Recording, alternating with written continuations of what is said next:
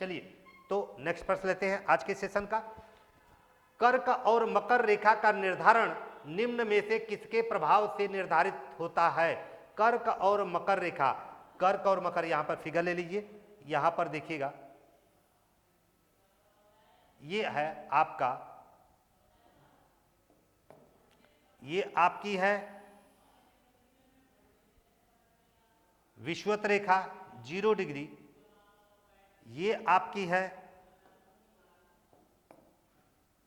कर्क रेखा 23.5 degree, 23.5 degree north, ये है 23.5 डिग्री साउथ, 23.5 डिग्री साउथ। तो ये आपकी है मकर, ये आपकी है कर्क। ठीक, तो पूछ रहा है कि इस रेखा का और इस रेखा यानी कर्क का और मकर का निर्धारण कि इस कहां पर खींची जाएगी और कौन सी अक्षांश रेखा कर्क रेखा हो सकती है, कौन सी अक्षांश रेखा मकर रेखा हो सकती है, इसका निर्धारण किस आधार पर किया जाता है? तो यहां पर देखिएगा, क्या पृथ्वी के घूर्णन गति के कारण? नहीं, पृथ्वी के घूर्णन गति के कारण केवल दिन और रात होती है घटना। ठीक है दोस्तों, अब पृथ्वी की परिक्रमण गति के कारण या पृथ्वी अपने अक्ष पर 23.5 डिग्री के झुकाव के कारण? नहीं, झुकने से भी कोई लेना देना नहीं है, इसका आपका होता है परिक्रमण गति, ये आपका सही होगा। तो इसमें देखिए, क्या केवल एक सही? नहीं। केवल 1 और 2? नहीं। 1 और 2 3? नहीं। इसमें केवल आपका 2 सही होगा। तो इसमें उत्तर आपका क्या होगा दोस्तों? डी सही हो जाएगा। ठीक है, तो इसका उत्तर आपका डी सही होगा। चलिए अगला प्रश्न लेते हैं। पृथ्वी सूर्य के चारों ओर घूमती है, ये बात सत्य है?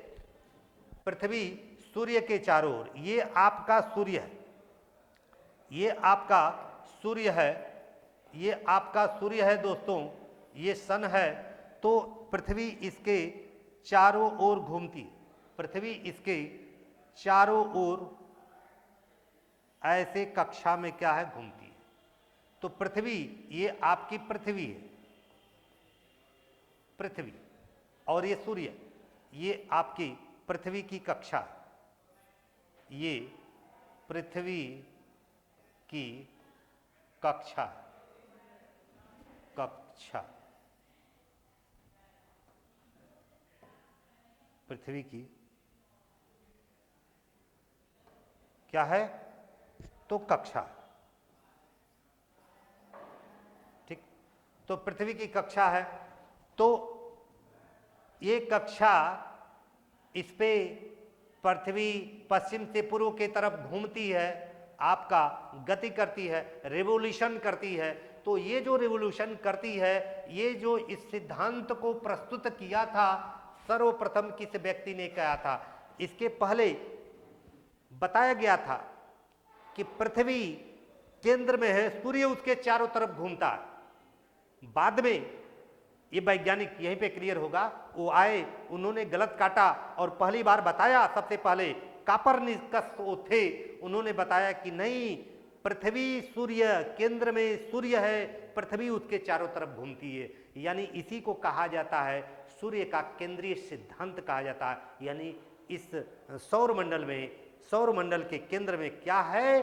आपका सूर्य है, और सभी जो आपके ग्रह हैं इसी के चारों तरफ क्या है? घूमते हैं। ठीक है, तो ये आपका देखिएगा, तो कौन से बताया था? तो इसका उत्तर आपका हो जाएगा कोपरनिकस। ठीक है दोस्तों, तो इसका उत्तर आपका कोपरनिकस होगा। इसने दिया था गुरुत्वाकर्षण का सिद्धांत, गुरुत्वाकर्षण का सिद्धांत। ठीक है, गुरुत्वाकर्षण का सिद्धांत आर्यभट्ट 0 का आविष्कार किया। ठीक, और गैलीलियो यह जड़त्व का नियम से संबंधित, जड़त्व के नियम से संबंधित है, जड़त्व के नियम से संबंधित है।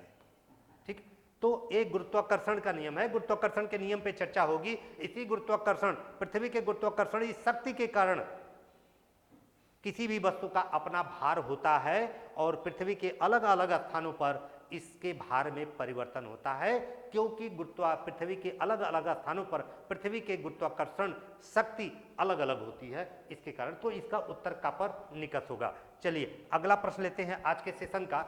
यह प्रथम किसने पहली बार यह किसने प्रतिपादित किया कि सूर्य हमारे सौरमंडल का केंद्र है और पृथ्वी उसकी क्या करती है, परिक्रमा करती है। यानी ये वही है, पूछ रहा है सूर्य केंद्रीय सिद्धांत की बात हो रही है। सूर्य केंद्रीय सिद्धांत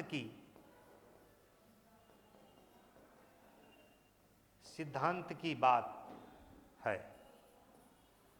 सूर्य केंद्रीय सिद्धांत की बात है तो किसने किया था, तो इसका उत्तर आपका आ जाएगा कॉपरनिकस। ठीक, तो इसका उत्तर क्या होगा, कॉपरनिकस ही होगा। चलिए अगला प्रश्न लेते हैं आज के सेशन का। विश्व के सभी भागों में 23 सितंबर को दिन और रात की अवधि समान होती है। ठीक है, 23 सितंबर को पूरे विश्व में, विश्व के सभी भागों में यानी पूरे विश्व में दिन और रात की अवधि बराबर होती है। इसे क्या कहते हैं, यहां पर देख लीजिएगा। साल में 2 दिन और वो 2 दिन कौन होगा, 21 मार्च और 23 सितंबर को पूरे विश्व में दिन व रात बराबर होते हैं। ठीक है दोस्तों, तो ये बहुत ही मार्के का एक तथ्य है, देखिएगा, क्योंकि इन 2 दिनों पर क्या होता है, सूर्य लंबवत चमकता है। वैसे लंबवत तो सालों भर चमकता है, लेकिन इस 2 दिन 21 मार्च और 23 सितंबर को सूर्य कहां पर पाया जाता है, विषुवत रेखा पर पाया जाता है। इसीलिए पूरे विश्व में दिन और रात क्या होते हैं, बराबर होते हैं। जैसा कि आप जानते हैं यहां भी कहा जाता है कि 23 सितंबर आ गया, दिन और रात क्या है, बराबर है। 21 मार्च आ गया, दिन और रात क्या है, बराबर है। ठीक है दोस्तों, तो इसमें क्या है, तो ये पूछ रहा है इस दिन यानी 23 सितंबर को कौन सी इसमें से घटना होती है। क्या बसंत विषु होता है, या शरद विषु होता है, शीत विषु होता है, ग्रीष्म विषु होता है, तो ये होता है आपका शरद विषु होता है। ठीक है, तो उत्तर आपका ये होगा, बसंत विषु होता है आपका 21 मार्च को। ठीक है दोस्त, उत्तर आपका ये होगा। चलिए अगला प्रश्न लेते हैं। किस तिथि को दिन और रात दोनों गोलार्धों में बराबर होते हैं। देखिए अभी ये प्रश्न आपके सामने पुनः आ गया। इसे कहा जाता है जब दिन और रात ये दोनों बराबर होते हैं इस दोनों गोलार्धों में, तो इसे कहा जाता है हेमिस्फीयर्स कहा जाता है इसको, हेमिस्फीयर्स। ठीक है, हेमिस्फीयर्स कहा जाता है। दिन और रात क्या होते हैं, बराबर होते हैं। कब होते हैं, क्या 21 जून को होते हैं, नहीं। क्या 22 दिसंबर को होते हैं, नहीं। किस तिथि को दिन और रात दोनों गोलार्धों में बात कर रहा है, बराबर होते हैं। क्या 21 मार्च 23 सितंबर को होते हैं, हाँ बिल्कुल सही है, और यह भी आपका गलत है। तो आपका उत्तर सी सही हो जाएगा मेरे प्यारे दोस्तों, आपका उत्तर क्या हो जाएगा, सी हो जाएगा। चलिए अगला प्रश्न लेते हैं।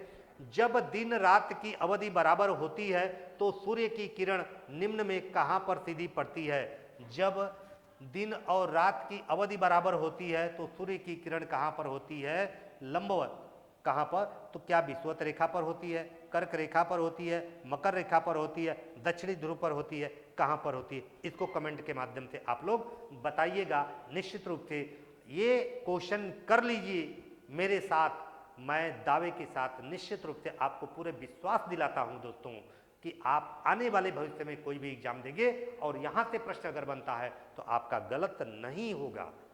ठीक, लेकिन मेरे विश्वास को और दूना आप लोग करिएगा कि हम लोगों की वीडियो को जो आप लोग देखते हैं लाइक जरूर करिएगा और शेयर करिएगा दोस्तों के बीच, ताकि अधिक से अधिक आपके मित्र, आपके दोस्त इन सेशन का लाभ ले सके।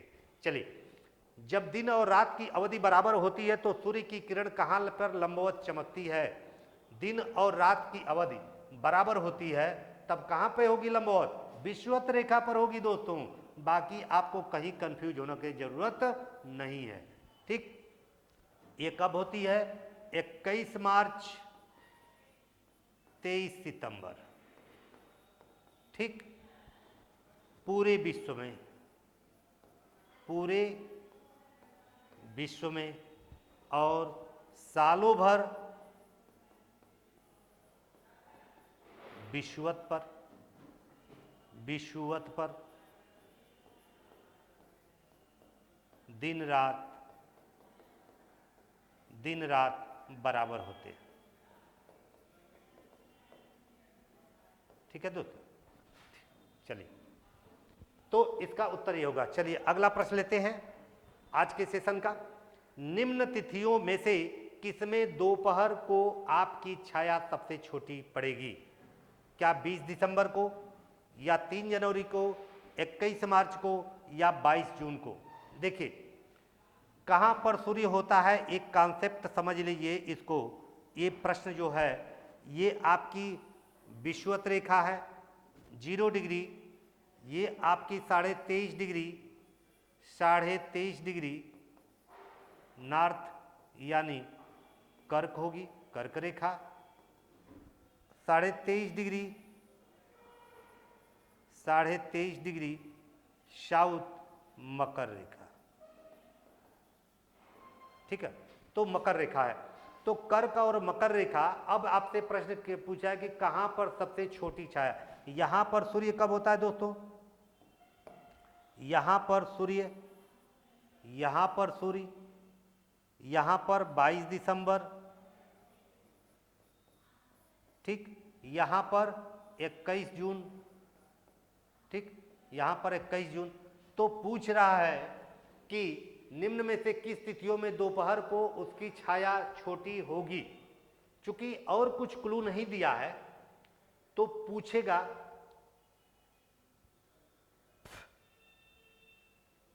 कहां पर। तो इसमें से अब देखिए सबसे छोटी होगी इसमें से, तो इसमें से उत्तर जो कमीशन ने दिया था 22 जून को दिया था। इस आधार पर कि यहां पर एक क्लू छूटा हुआ है कि इसमें ये देख लीजिए कि आपसे पूछ रहा है, ठीक ना, आपकी छाया का मतलब कि इससे सेंस आप लगा लीजिए कि पूछ भारत में रहा। ठीक है दोस्तों, क्या है, भारत में ये पूछ रहा है आपसे। आपकी छाया का मतलब कि आप जो परीक्षार्थी हैं आपसे ये पूछ रहा है। तो आपसे पूछने का मतलब कि भारत में, और भारत उत्तरी गोलार्ध में होता है, और भारत से कर्क रेखा गुजरती है, तो भारत से कर्क रेखा गुजरती है तो कर्क रेखा पर पूछेगा। तो कर्क रेखा में 21 जून को सबसे छोटी छाया आपकी पड़ेगी, लेकिन 21 जून नहीं दिया है तो आपका 22 जून उत्तर राइट हो जाएगा दोस्तों। तो इसका उत्तर आपका डी सही होगा। चलिए अगला प्रश्न लेते हैं आज के सेशन का। उत्तरी गोलार्ध में किस तिथि को ग्रीष्म अयनांत होता है? उत्तरी गोलार्ध में किस तिथि को ग्रीष्म अयनांत होता है? यहां पर देखिएगा उत्तरी गोलार्ध की बात कर रहा है, तो आप जानते हैं यहां पर देखिए एक फिगर के माध्यम, फिगर बना लीजिए पुनः पृथ्वी का यहां पर। तो ये आपकी विषुवत रेखा 0 डिग्री विषुवत, ये आपकी कर्क, ये आपकी मकर। ठीक, तो अब आपसे ये प्रश्न जानना चाह रहा है कि ग्रीष्म अयनांत की बात कर रहा है दोस्तों। तो ग्रीष्म अयनांत उत्तरी गोलार्ध में, यानी ये आपका क्या है, इसके ऊपर आपका क्या है, उत्तरी गोलार्ध है, उत्तरी गोलार्ध है। ठीक, इसके नीचे दक्षिणी गोलार्ध है। ठीक, तो ये आपका उत्तरी गोलार्ध में पूछ रहा है। तो उत्तरी गोलार्ध में ग्रीष्म अयनांत कब होगा? जब उत्तरी गोलार्ध में गर्मी पड़ेगी, यानी कर्क रेखा पर सूर्य लंबवत चमकेगा, यानी 21 जून को। ठीक, तो ये देखिएगा, तो 21 जून आपका ये दिया है, तो उत्तर आपका 20 सही हो जाएगा। ठीक है दोस्तों, तो इसका उत्तर क्या होगा, 20 सही होगा। ठीक है, अब देखिएगा एक क्वेश्चन और लिख लीजिए कि उत्तरी गोलार्ध,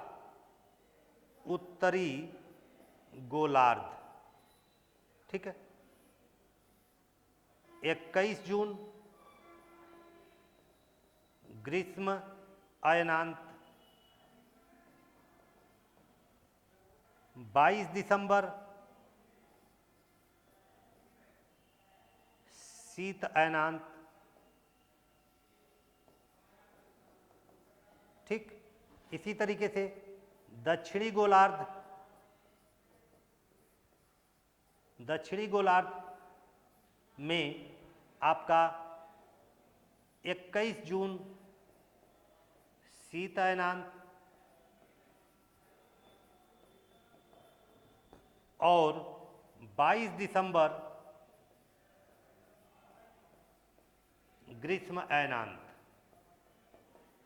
ठीक, ये कॉन्सेप्ट है, इसके आधार पर यहां पर आप पकड़ लीजिए ग्रीष्म अयनांत कब होगा, उत्तरी गोलार्ध में 21 जून को। चलिए अगला प्रश्न लेते हैं, किस तिथि को उत्तरी गोलार्ध में शीत अयनांत होता है। देखिए किस तिथि को उत्तरी गोलार्ध में शीत अयनांत होगा, तो इसका उत्तर क्या 21 जून को होगा, 21 मार्च को होगा, 22 दिसंबर को होगा, केवल एक और दो दोनों, केवल 3, तो इसमें आपका उत्तर होगा 22 दिसंबर। उत्तरी गोलार्ध में शीत अयनांत की बात करता है, तो इसमें आपका उत्तर हो जाएगा ये, यानी ये सही है, तो इसके आधार पर आपका क्या हो जाएगा, सी सही होगा। इसको हटा दीजिए, इसको हटा दीजिए, तो उत्तर आपका केवल क्या हो जाएगा, केवल 3, ये सही हो जाएगा। ठीक है, तो आपका उत्तरी गोलार्ध में शीत अयनांत को देखा जाता है, तो यहां पर आपका 3।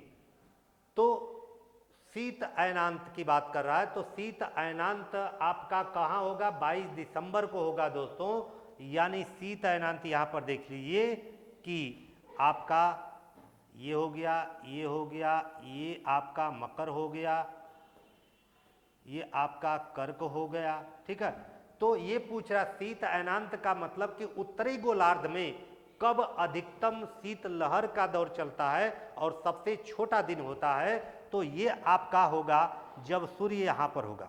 जब क्या होगा, सूर्य यहां पर होगा, यानी 22 दिसंबर को। ठीक है, तो 22 दिसंबर को ये होगा आपका, यहां पर गर्मी पड़ेगी, यहां पर गर्मी, और यहां पर क्या होगा, शीत, और सबसे छोटा दिन। ठीक, जब सबसे छोटा दिन होगा उसी समय क्या होगा, उत्तरी गोलार्ध में शीत अयनांत पाया जाएगा। उत्तर आपका सी होगा। चलिए अगला प्रश्न लेते हैं, निम्न में किस तिथि को दक्षिणी गोलार्ध में ग्रीष्म अयनांत को देखा जाता है। निम्न में से किस तिथि को दक्षिणी गोलार्ध में ग्रीष्म अयनांत को देखा जाता है, क्या होगा, इसको कमेंट के माध्यम से बताने का प्रयास करें। कमेंट करें आप लोग।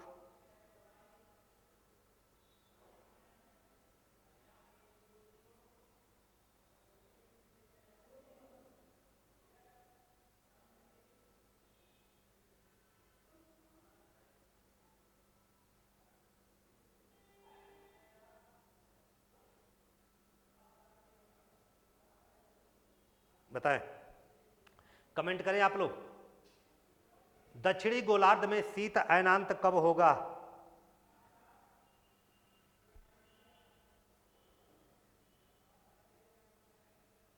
ठीक है, दक्षिणी गोलार्ध में शीत अयनांत देखेगा। दक्षिणी गोलार्ध की बात करता है, जब दक्षिणी गोलार्ध यानी सूर्य जब उत्तरी गोलार्ध में गर्मी दे रहा होगा, तो दक्षिणी गोलार्ध में शीत होगा। तो सबसे छोटा दिन आप देखिए उत्तर दक्षिणी गोलार्ध में कब होता है, तो सबसे छोटा दिन आपका होता है 21 दक्षिणी गोलार्ध में ग्रीष्म अयनांत होना चाहिए आपका 21 जून को। क्या है इसमें कोई, सॉरी इसमें कहां पे होना चाहिए, जब ये होगा, यहां पर देखिए, जब आपका सूर्य कहां पर होगा, यहां पर होगा, मकर पर होगा, मकर पर होगा, यानी 22 दिसंबर को आपका क्या होगा, ग्रीष्म अयनांत होगा, कहां पर, दक्षिणी गोलार्ध में। ठीक है दोस्तों, तो आपका क्या होगा, 22 दिसंबर यानी उत्तर ये देखिए थोड़ा सा मिसप्रिंट हो गया, ए बी यहाँ होना चाहिए, सी होना चाहिए यहाँ, डी यहाँ होना चाहिए। ठीक है, तो उत्तर आपका सी हो जाएगा यहाँ पर 22 दिसंबर। ठीक है दोस्तों, चलिए अगला प्रश्न लेते हैं आज के सेशन का। इक्वानॉक्स विषुव क्या होता है? ये बहुत ही एक अलग टर्मिनोलॉजी है जो आपके सामने आए। वर्ष के दौरान सबसे छोटा दिन, क्या ये सत्य है? एक वर्ष के दौरान सबसे बड़ा दिन, क्या ये होता है? जब दिन और रात बराबर होते हैं, ये होता है? या इनमें से कोई नहीं? क्या होगा इसको कमेंट करके बताइए। कमेंट करें आप लोग, कमेंट करें, जल्द से जल्द कमेंट करें आप लोग।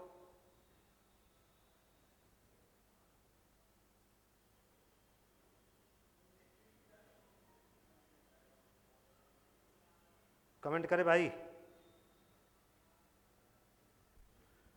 चलिए, तो देखिए इक्वानॉक्स का मतलब होता है जब दिन और रात दोनों बराबर होते हैं, उस घटना को इक्वानॉक्स जागरफेल भाषा में कहते हैं। तो इसका उत्तर आपका हो जाएगा सी। ठीक है दोस्तों, तो इसका उत्तर आपका सी हो जाएगा। ठीक है, आज का ये सेशन है। इसके बाद एक क्वेश्चन और है, 25 क्वेश्चन का सेशन था लेकिन 24 क्वेश्चन ही आपके सामने आया है। अच्छा, 24 डबल, ठीक है। ये आपका क्या है? ये 25वां क्वेश्चन है। ठीक है, ये आपका 25 नंबर का क्वेश्चन है। ये 24 डबल टाइप हो गया है, मिसप्रिंट है। तो ये 25। तो आज का सेशन बहुत ही बेहतरीन सेशन था और मैं विश्वास के साथ कहता हूं, ईमानदारी से पढ़िएगा, विश्वास के साथ पढ़िएगा। आपको आगामी आने वाले परीक्षाओं में निश्चित रूप से आपको बहुत ही हेल्पफुल होगा, बहुत ही सहयोग करेगा निश्चित रूप से। चलिए, आज का इसी लाइन के साथ मैं कर रहा हूं कि आप लोग इस गर्मी का आनंद उठाइए, लेकिन अपने आप को गर्मी से बचते हुए पठन पाठन के कार्य को बड़ी तन्मयता के साथ, जुझारूपन के साथ, एनर्जी के साथ करते रहिए, ताकि आगे आने वाले परीक्षा में आपके लिए ये न हो जाए कि काश मुझको 20 दिन का समय और मिल जाता तो बेहतरीन तैयारी कर लेते। काश के लिए आपके पास समय नहीं है। आप अभी बिल्कुल बिना डेट की तैयारी इतनी अपने आप को परिपक्व कर लीजिए, इतनी मजबूत कर लीजिए कि आगे आने वाले कभी भी बोर्ड या कमीशन एग्जाम डेट दे तो आप कहें कि मैं तैयार हूं, आप डेट दीजिए और मैं बिल्कुल अपने सिलेक्शन के लिए तैयार हूं, काम कर रहा हूं। चलिए, जय हिंद, जय भारत।